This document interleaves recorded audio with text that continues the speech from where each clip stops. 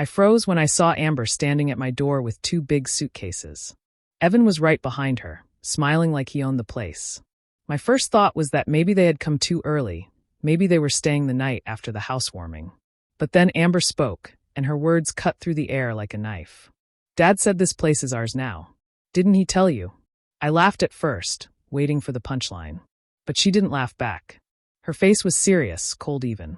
Evan just stood there, nodding, as if it all made sense. My stomach dropped. What are you talking about? I asked, trying to keep my voice calm. Amber crossed her arms. Dad said he talked to the bank and made some arrangements. This house is supposed to be ours. You can stay for now, but we're moving in. I felt my throat tighten. My name was on every paper, every loan, every check. I had worked for years to buy this house. It didn't make sense. Just then, the doorbell rang again. My dad, Frank Bennett, walked in like he owned the place too. He smiled, hugged Amber, and barely looked at me. "Laura, honey," he said casually, "Amber and Evan are going to be staying here for a while. You've got plenty of space." I stood there, speechless. "Dad, this is my house," I finally said. He sighed like I was being difficult. "Amber and Evan are starting a family. You don't need all this room. It's better for everyone this way." I could feel my hands shaking. They all acted like this was normal, like I was supposed to just hand over the home I worked for. I wanted to scream, but instead I forced a smile. "Sure," I said quietly. "Let's eat first. We'll talk later." I went to the kitchen and took a deep breath. My mind was spinning. This couldn't be happening. I had invited them over to celebrate a new beginning, not to have it taken from me. But something in Amber's tone told me this wasn't a misunderstanding. It was a plan. At dinner, she and Evan talked about how they'd decorate the guest room and turn the second bedroom into a nursery. Dad nodded along proudly. I barely touched my food. I just watched, listening carefully. When they left the table, I slipped into my office and checked my phone for messages from the bank, from the realtor, anything. Nothing had changed. The house was still legally mine. But as I listened to Amber laughing in the living room, already acting like she owned it, a cold anger began to rise inside me. I didn't know how yet, but I was going to make sure they regretted ever trying to steal what I had built. That night, as the lights went out and they settled in the guest room, I lay awake staring at the ceiling. The house that had finally felt like home now felt like a battlefield. Amber reached into her purse and pulled out a folded paper. She spread it on the table like she was revealing some grand prize. "This is the property transfer agreement," she said with a smug look. "Dad already handled everything." I leaned over and looked at it. It had my name on it, but the signature at the bottom wasn't mine. My heart started pounding. I couldn't believe what I was seeing. I looked up at her, but she just shrugged, pretending like it was all official. "This isn't real," I said quietly. "You forged this." She tilted her head and smiled in that fake sweet way she always did when she thought she had the upper hand. "No, Laura. Dad took care of it. You don't have to worry." Before I could even respond, the door opened, and my dad walked in, grinning like nothing was wrong. He carried a bottle of wine and acted like this was just another family dinner. "There's my girls," he said cheerfully. "Let's eat before the food gets cold." I was too stunned to move. "Dad," I said finally, "Amber just told me you gave her this house." He didn't even blink. "Well, yeah," he said casually like it was no big deal. "They're starting a family soon. They need the space more than you do." For a moment, I couldn't speak. My chest felt tight. I looked at him, waiting for him to realize how wrong that sounded. But he just sat down, poured himself a glass of wine, and asked Evan about his job. I felt my hands shaking under the table. I had worked years for this house, late nights, skipped vacations, every bonus check put into savings. And now my own father was acting like I should just hand it over. "Dad, you can't just give away something that doesn't belong to you," I said firmly. "The house is in my name." He gave a small laugh, the kind that made me feel like a child again. "We're family, Laura. Don't make this difficult. You have no kids, no husband. It makes more sense for them to live here." Amber leaned back in her chair, a smirk spreading across her face. "Dad already talked to the bank. It's basically done." I looked at her and then at him. My pulse was racing, but I stayed quiet. There was no point arguing. I could see it in their faces. They had already decided. I forced myself to take a deep breath. Fighting them right then would only make things worse. I needed to think, to figure out what they'd done and how far they'd gone. So I smiled faintly, pretending to accept it. "If that's what you believe, Dad, I said softly. Then we'll see how it goes. Inside, though, something shifted. The shock was still there, but beneath it was a slow, burning anger. They thought I would just roll over. They had no idea who they were dealing with. That night, I promised myself I wouldn't lose what I built. Not to them. Not ever. That night, I couldn't close my eyes. I could hear Amber and Evan laughing in the guest room, talking like they already lived there. Every sound made my stomach twist tighter. I sat on my bed, staring at the ceiling, replaying everything that had happened. None of it felt real. My own father had sided with them, and they were sleeping peacefully under my roof. I got up quietly and turned on my laptop. I opened my files, property documents, bank statements, everything related to the house. I needed to make sure nothing had changed. I checked the deed first. My name was still there, clear and legal. I checked the mortgage, still under me. The relief lasted only a second before something else caught my attention. There was a notification from my bank about a failed wire transfer. It had been attempted 2 days ago. Someone had tried to move almost $15,000 out of my account. My heart started pounding. I knew I hadn't done that. I opened the details and saw something that made my hands go cold. The login had come from my father's old email address, the one he used when helping me fill out forms during the closing process. He still had access. I sat there for a long time, staring at the screen. It wasn't just about the house anymore. They were trying to drain me completely. My own family was trying to take everything I had worked for. The thought made me sick. I wanted to confront them right then, but I stopped myself. I knew how that would go. They'd play innocent, twist the story, make me look crazy. Amber was good at that. She had been doing it since we were kids. Dad would back her, and I'd end up being the emotional one. So instead, I took screenshots of everything. Every email, every notification, every log. I backed up my files onto a flash drive and hid it in the lining of my purse. Then I took pictures of all my important documents, deed, mortgage, closing statements, and emailed them to myself for safekeeping. Around midnight, I heard Amber walking down the hall. I quickly turned off my laptop and pretended to be asleep. She peeked into my room for a second before closing the door. I stayed still until I heard her footsteps fade. Once she was gone, I opened my phone and started writing everything down. Dates, times, what each of them said, every strange thing that had happened since the housewarming. I didn't know exactly what I was building, but I knew I'd need it later. By morning, I had made up my mind. I would act normal. I'd smile, I'd nod, I'd let them think they were winning. But behind the scenes, I'd collect everything I needed to expose them. They thought I was naive and weak. They had no idea I was already planning how to destroy their entire scheme. Quietly, one step at a time. The next week felt like living in someone else's house. Amber and Evan moved around like they owned the place. On the second day, I came home from work and found my living room completely rearranged. My favorite reading chair was gone. The family photos I'd hung on the wall were packed into a box, and their wedding picture sat on the mantel instead. When I asked about it, Amber just smiled. "We're making it feel more like home," she said, as if that made sense. I bit my tongue and forced a small nod. I needed them to think I didn't care. 2 days later, I woke up to voices outside. I looked out the window and saw Amber and Evan giving a house tour to our neighbors. "We just bought the place from my sister," Amber was saying proudly. "Dad helped us make it official." My neighbors waved at me awkwardly when they saw me watching. I smiled back, pretending everything was fine. Inside, I was shaking. That afternoon, my dad showed up again. He didn't even greet me. He went straight to the kitchen, kissed Amber on the cheek, and asked Evan if they needed any help settling in. I stood there invisible, like I was a guest in my own home. When I tried to speak, he cut me off. "Laura, don't start. Let's keep things peaceful," he said sharply.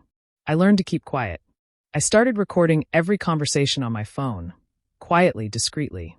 When they made comments about taking over soon, I saved them.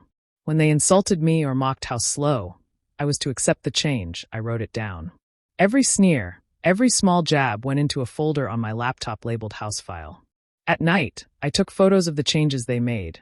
Amber's clothes hanging in my closet, their toothbrushes on my sink, the mail they redirected to my address under their names. I even took pictures of my dad's car parked outside almost every night. I wanted to make sure there was no denying who was there and how long they stayed. They had no idea I was watching, collecting, building. They thought I was still that quiet, obedient daughter who would just accept whatever they decided. I smiled when they bragged about the nursery plans. I nodded when my dad said, "It's all working out." But inside, I was counting down the days until I'd be ready. Every night before bed, I looked at the file on my computer and whispered to myself, "Not yet." I wanted to wait until I had enough evidence that they couldn't twist it, couldn't lie their way out. By the end of the week, I had hundreds of photos, voice recordings, and messages saved. I felt calmer now, more focused. They thought they had taken control, but the truth was, they had already handed me everything I needed to destroy them. They just didn't know it yet. I found Michelle Harris online and made an appointment the next day. She met me in a small office and listened without interrupting as I laid out the timeline and handed her the folder I had built. When she opened the folder, her face changed. She pointed to the paper Amber had shown and said, "This isn't just rude, it's criminal." Michelle explained things in plain language. First, we needed to prove the signature was fake. She recommended a private handwriting expert who could compare the signature on the transfer paper to my real signatures from the closing documents. She also wanted to trace the attempted wire transfer and any logins that showed who had accessed my accounts. I felt a little calmer hearing a plan. We called the bank together. Michelle was direct and firm. She asked them to place a fraud alert on my accounts and to keep all logs intact. The bank said they would open an internal review and preserve the records. Michelle told me to expect slow, careful work, and to keep every email and text I received from Amber, Dad, or Evan. She said even small messages could matter. Next, Michelle arranged for the handwriting expert to examine the document. The expert compared my signature on the deed and my mortgage paperwork with the signature on the transfer paper. Within days, we had a written statement saying the signatures were not a match. That report felt like the first real crack in their story. While the expert worked, Michelle filed paperwork to start both civil and criminal proceedings. For the criminal side, she helped me draft a complaint that laid out the attempted wire transfer, the forged document, and the steps Amber and Evan were taking to occupy the house. She explained how identity theft and fraud cases often start slowly, with banks and police needing clear proof before moving forward. For the civil side, she prepared documents that would protect my ownership rights and asked the court to stop any further attempts to claim the house. Michelle also subpoenaed internet logs through a process that involved the ISP. The logs showed a login attempt from an IP address tied to Dad's account on the days the wire transfer was attempted. Seeing that connection made something inside me settle. The doubt I'd carried since the housewarming eased into a hard, useful anger. She advised me to keep my behavior careful. Don't confront them in ways that could be twisted. Let law and evidence do the work. She prepared a cease and desist letter that demanded they stop claiming ownership and to return any personal items they'd taken. The letter warned them that if they didn't comply, legal action would follow immediately. Michelle said the letter had two jobs: warn them and force a reaction that we could document. We filed the complaints and handed the evidence packet to the district attorney's office the following week. Michelle told me the DA would review everything and decide on prosecution. She also reached out to the title company to verify the closing records and to place a flag on the title to prevent any transfers. After all the filings, I finally felt like I wasn't the only one fighting. The folder on my desk was no longer just proof, it was a weapon. Michelle smiled once and said, "Now we wait for them to trip. They already gave us everything we need." I went home that night exhausted but oddly peaceful. I had done the hard work. The rest, I told myself, was out of my hands, and in legal hands that would not let this go. That weekend, I woke up to the smell of smoke from the grill. When I looked outside, I froze. Amber and Evan were setting up tables and chairs in the backyard, balloons tied to the fence, food laid out everywhere. Evan was flipping burgers, and Amber was on the phone inviting more people. It took me a few seconds to understand. They were throwing a barbecue. In my backyard. I walked outside, trying to stay calm. "What's going on here?" I asked. Amber turned to me with that same fake smile. "It's just a family get-together," she said cheerfully. "You don't mind, do you?" Dad said it's fine. Before I could respond, I saw my father walking in through the side gate, holding a cooler. He looked right at me and shook his head. "Don't make a scene, Laura," he said. "We're just having a little cookout. You should be grateful we're keeping the family close." Grateful. The word stung. I took a deep breath and said quietly, "You didn't ask me." Dad's expression hardened. "You're being ungrateful again," he said, his voice sharp. "After everything we've done for you, this is how you act?" They're starting a family. You should be helping, not causing trouble. Evan laughed, taking a sip of beer. If you were smarter, Dad wouldn't have to fix your messes, he said, loud enough for everyone to hear. I felt my face grow hot, but I didn't let it show. I just smiled slightly and nodded. You're right, I said softly. Go ahead, enjoy the day. As I walked back inside, my hand was steady even though my chest felt heavy. I had my phone in my pocket, recording everything they said. Every insult, every comment, they had no idea I was saving it all. From my kitchen window, I watched them laugh and eat as if they hadn't just humiliated me in front of neighbors.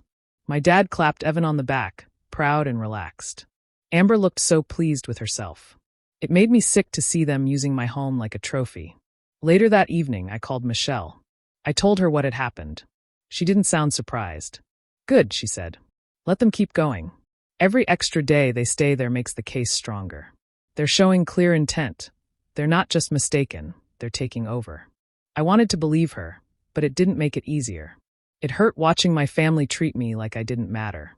I walked through my own house feeling like a guest, my stomach tight every time I saw their things spread around. At night, I sat alone on the edge of my bed. I could still hear their laughter echoing through the walls. It made me realize that whatever love I still had for them was disappearing fast. They had crossed a line, and there was no going back. I promised myself that when it ended, and I knew it wouldn't just be over for them. It would be a lesson they'd never forget.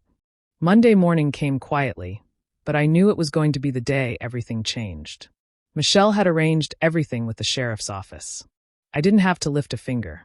Around 10, 2 patrol cars pulled up outside the house. I stood by the window, my heart racing, as the officers stepped out, holding official envelopes. Amber was in the living room, scrolling on her phone, when they knocked. She opened the door with a smile, probably expecting a delivery. But when she saw the uniforms, her face drained of color. One of the deputies spoke calmly. "Mrs. Evans?" he asked, reading from a paper. "We're here to serve an eviction and fraud notice for this property." Amber blinked, confused. "Eviction? There's been a mistake," she stammered. "This house belongs to my family." I walked into the hallway, staying quiet but close enough to hear. The deputy handed her the papers. "This property is legally owned by Laura Bennett," he said. "And this notice includes pending charges related to forged documents and attempted identity theft." Evan came rushing in, puffed up like always. "You can't just throw us out," he shouted. "We have rights." The second officer handed him his own copy of the documents. "You'll see the details there," he said firmly. "The transfer agreement you presented was verified as falsified. The signature doesn't match, and the investigation has traced related activity to your father-in-law's network." Amber turned toward me, her eyes wide. "You did this?" she hissed. I looked her straight in the eye. "No," I said quietly. "You did this to yourself." Right then, my dad pulled up. He got out of his truck looking angry and stormed toward the porch. "Laura, what are you doing?" he yelled. "You're turning family into enemies." The deputy stepped between us and handed him a notice too. "Sir, you've been named in the investigation. Please stand back." He froze as the officer read aloud the list of charges: fraud, forgery, and attempted identity theft. The words hung in the air. Dad's expression went from rage to shock. He didn't say another word. Amber started crying, insisting she didn't know anything about fake papers. Evan tried to talk over her, blaming my dad. But the officers didn't care who started it. They just told them to pack their belongings immediately. Neighbors started coming out of their houses, whispering as they watched. The same people Amber had bragged to just days ago were now seeing her escorted off my porch by deputies. It was quiet except for the sound of boxes being dragged out the door. They didn't look at me when they left. Amber's face was red and streaked with tears, and Evan's jaw was tight with anger. My dad didn't even try to meet my eyes. He just walked to his truck, silent, and drove away. When the last box was loaded, the deputies changed the locks and handed me the keys. One of them nodded and said, "It's over, ma'am." I stood there for a long time after they were gone, the house finally quiet again. For the first time in weeks, I could breathe. It wasn't joy I felt, just relief and a heavy kind of sadness. They had taken every chance to do the right thing and threw it away. But as the sun set that evening, I realized something. I hadn't just gotten my house back. I had taken back my peace, and they had lost the one thing they thought they controlled, me. After they were gone, the silence in my house felt strange. For weeks, I had lived on edge, afraid of what they might do next. Now there was only quiet. The first thing I did was change every lock, including the garage and back gate. Then I called my service providers and changed my phone number. I didn't want any calls, texts, or accidental visits. I took a week off work, telling my boss I needed time to sort through personal matters. I spent those days cleaning every corner of the house. It wasn't just about dust or clutter. It was about taking back control of my space. I boxed up everything they'd touched and threw most of it away. By the end of the week, the house finally felt like mine again. Meanwhile, Michelle had already filed the official charges. She sent me copies of everything: fraud, forgery, and identity theft. The documents looked cold and professional, but to me, they were proof that I hadn't imagined any of it. My father's bank account was flagged by investigators for attempted unauthorized transfers. The same man who had once helped me with the down payment had tried to drain my savings behind my back. News spread quickly through the family. I wasn't surprised when Amber started calling relatives, crying and saying I had turned against my own father. Evan sent messages too, pretending to be hurt and misunderstood. But Michelle had already built a thick folder of proof, emails, IP logs, and signed statements from the bank. The truth didn't need defending. It spoke for itself. Some relatives reached out to me, asking if it was true. I didn't argue or explain much. I just told them to wait for the case records. A few days later, when everything became public, the calls stopped. The story they tried to spin fell apart the moment the evidence came out. Then one evening, my phone rang. It was a new number, but I recognized the voice immediately. My father. His tone was soft, broken, nothing like the man who used to raise his voice at me. "Laura, please," he said, his words trembling. "I made a mistake. I just wanted to help Amber. Drop the charges. Don't destroy the family." I sat in silence for a moment. I thought about all the nights I had spent crying in my own house while he looked the other way. About how easily he'd tried to take everything from me. Finally, I said calmly, "You didn't think twice before trying to ruin me. Now I'm just returning the favor, with the truth." There was silence on the line. I heard him exhale, and then he hung up. I didn't feel guilt. I felt closure. After that, I blocked the number. The case moved forward on its own. I didn't need revenge anymore. The truth was enough. And for the first time in a long while, I felt safe. My home was truly mine again, and I finally understood that protecting my peace didn't make me cruel. It made me free. Over the next few months, everything started to fall apart for them. Amber and Evan were forced to move out of the fancy apartment they used to brag about.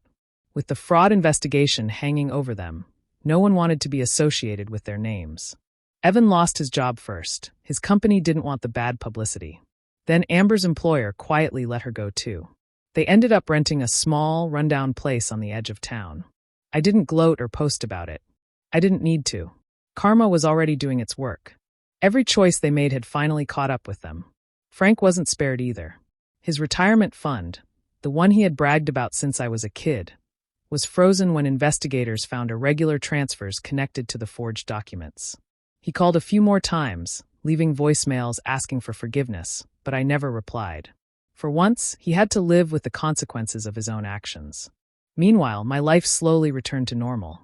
I worked with Michelle to finalize the case, and eventually, I won full restitution.